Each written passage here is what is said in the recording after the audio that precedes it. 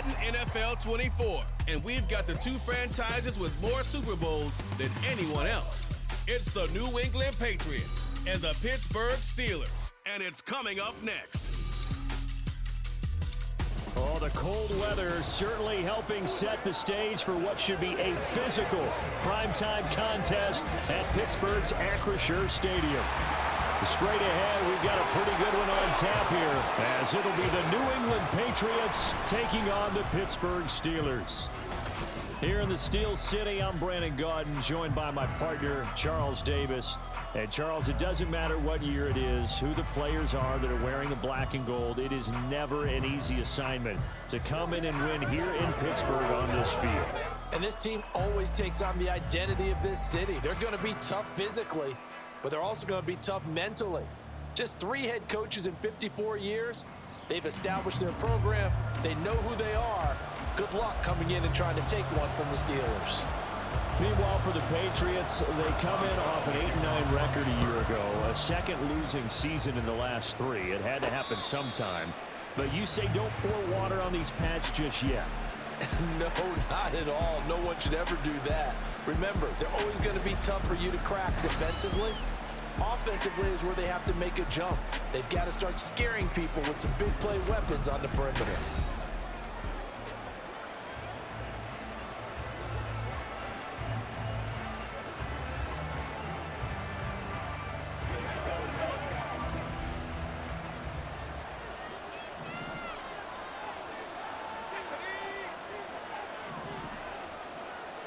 Zappi throwing on the first play. And his first look is incomplete. That certainly appeared to be a play call where they were just trying to make second down, second and short. I think they thought the coverage was off a little bit more than it was. Nice job there pressing up on it and forcing the incompletion. And not much to speak of. Call it a 1-yard gain up to the 26. Well, that's a good start to this drive on the defensive side of the ball. Force the incompletion on first down. Then you're able to shut down the running play on second. Yeah, I wouldn't be surprised now. A little bit of pressure going at the quarterback in an expected passing situation. And he's going to come up a bit short. He needed to get to the 35 for the first, but he only makes it to the 34. That pattern and scheme was well defensed on third down. He tried to just sprint from one side of the field to the other, and they got it to him quickly. But no chance of yards after the catch there, and they stopped him short. Going quickly out to the right side. And brought down, but not before reaching the 45-yard line. A big roll of the dice on 4th and 1, but it pays off. They convert.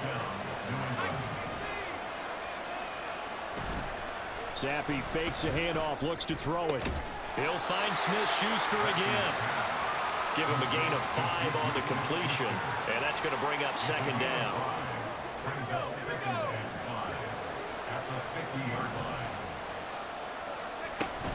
From the shotgun, a give to Elliott. And the reinforcements come in as they're going to stop him behind the line.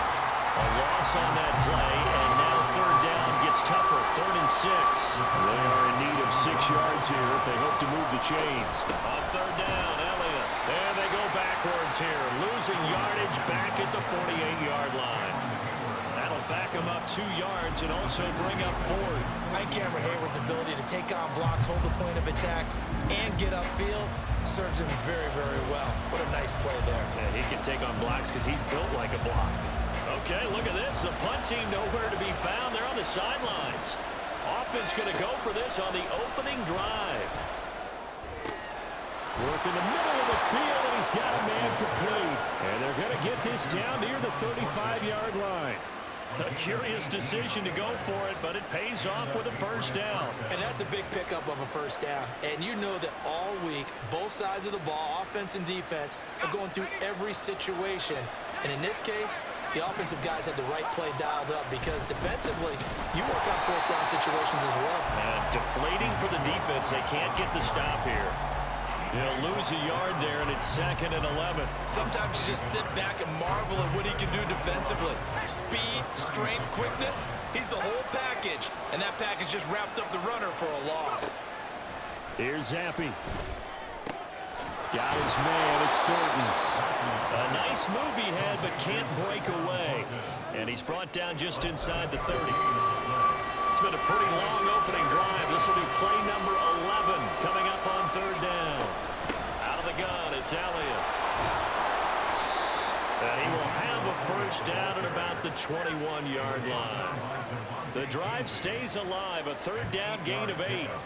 If you make the stop there, maybe you hold them to 3 on this opening drive. They didn't get the stop. Yeah, new set of downs now. Now you're worried about, just as you pointed out, not just giving up 3, possibly giving up 6. Let's see what they decide to do here, because they've got to change up what they have been doing. It hasn't been working. And he'll be out of bounds about a half to a full yard shy of the 5.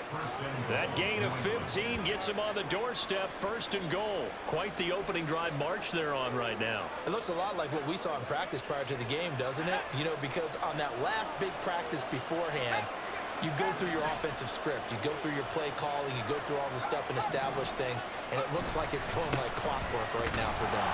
And a minuscule gain of maybe a yard from the 6 to the 5. Here's where we need to see some tenacity from this defense, because they've been pushed right down the field on this opening drive. They've got to find some way to push back, and that's a good first step. Escaping the pressure right. Toward the end zone, but that's going to wind up incomplete. It hasn't been a real good start to this game from a defensive perspective, but now after the incompletion on second down, things may be changing. If they can come up with one more play, they might be able to get out of it with just a field goal attempt. And this is going to result in losing yardage. They're driven back to the 8-yard line.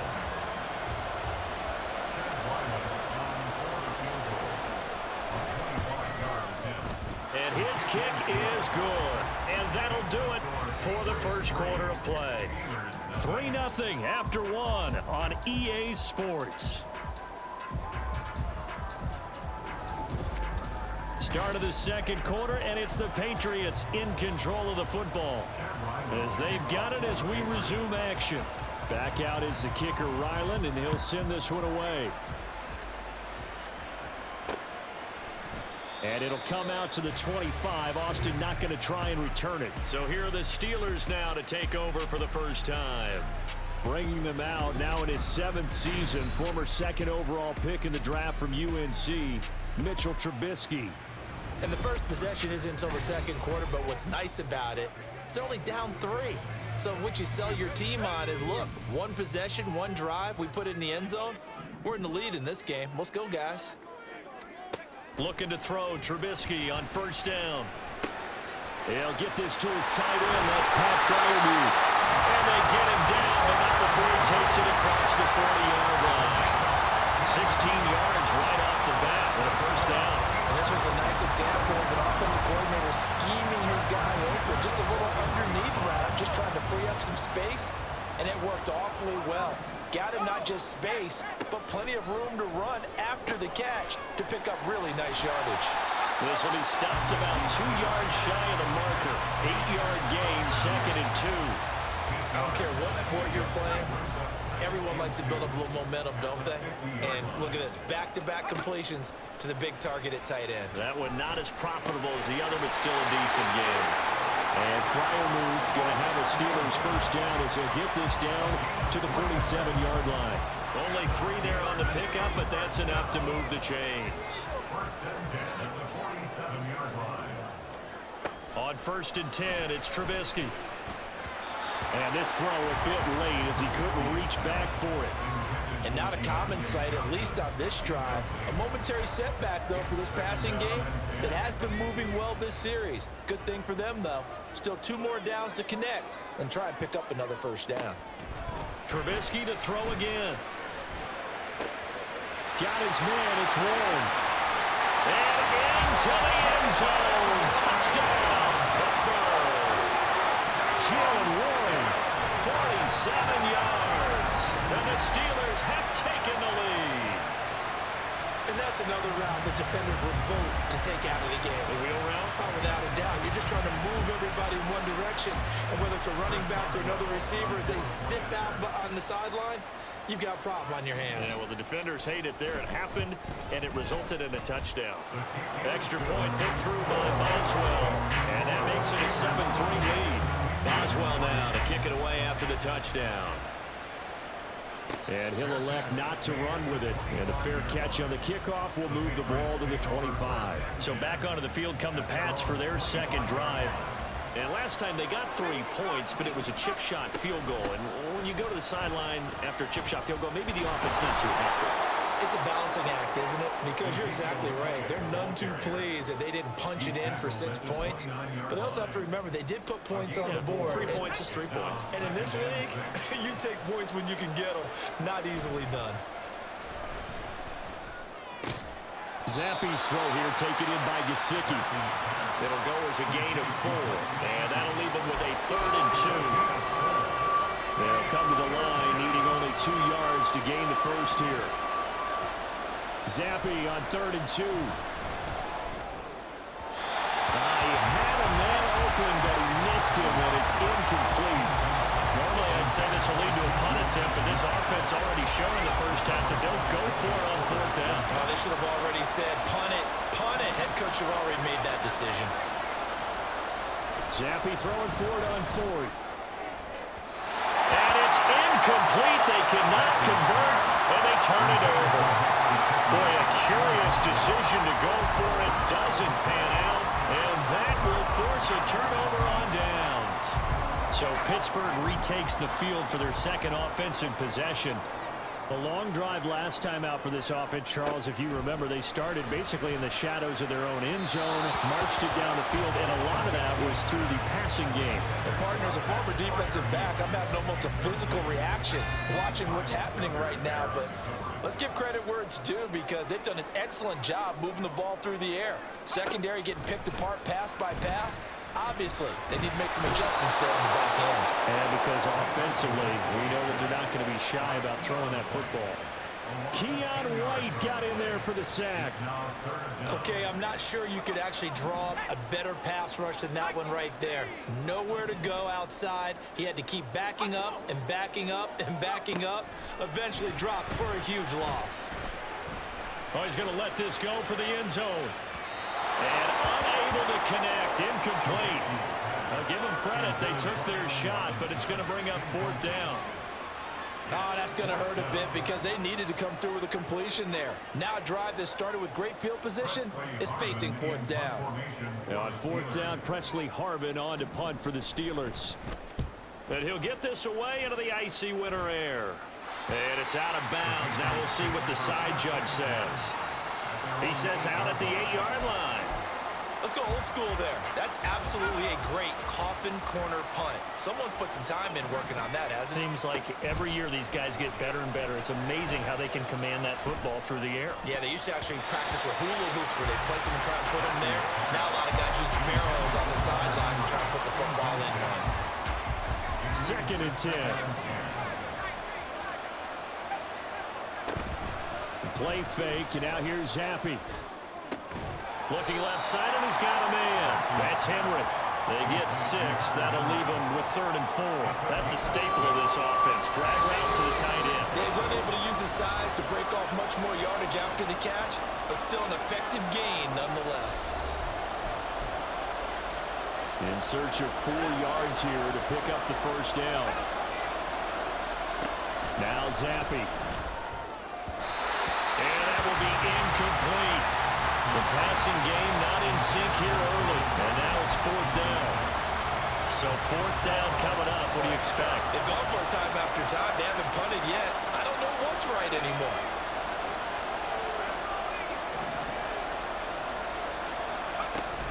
Running with Elliott. And he's dropped just shy of the 25 at the 24. A curious decision to go for it, but it pays off with a 1st down. Took a heck of a chance there, didn't he? Result-based business. We know that. That result was positive for him. But, oh my goodness, how close was that to being negative? Well, because you're essentially in the shadow of your own end zone there to go for. I get it if it's late 4th quarter. Well, it paid off. I guess the end justifies the means, right? It certainly does. Had to be more than a gut feeling there. Had to be just total confidence they would pick it up. Zappi. And that is incomplete. Well, the coverage a little too good there, and it's 2nd down. Well, the incompletion, yes, but maybe here not the worst thing in the world? No, not on 1st and 10.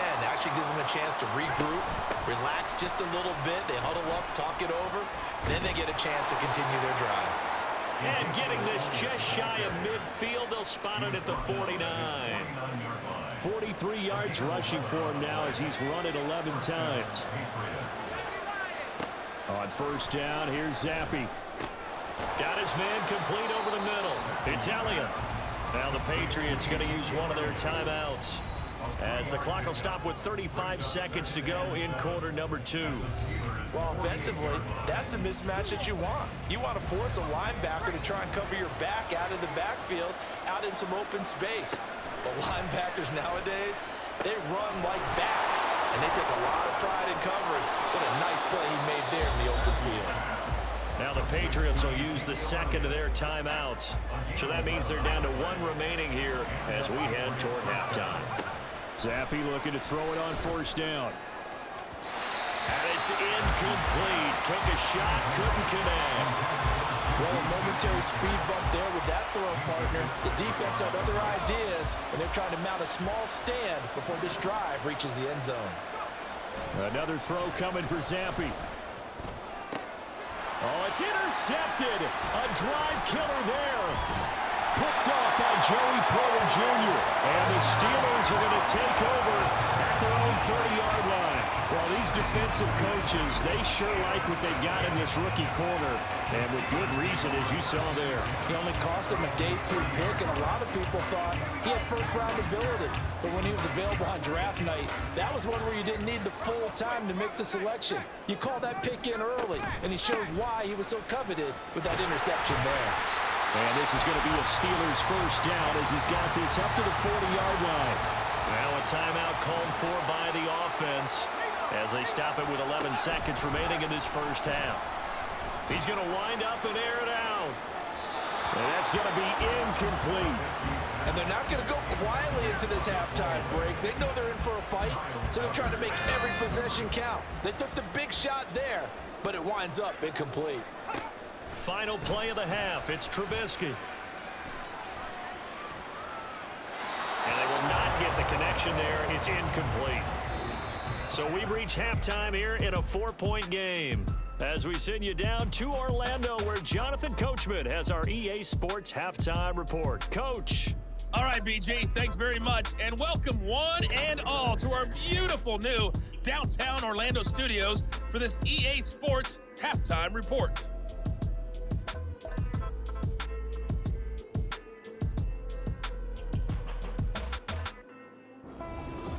These two teams making their last-minute adjustments. The second half coming your way from Pittsburgh.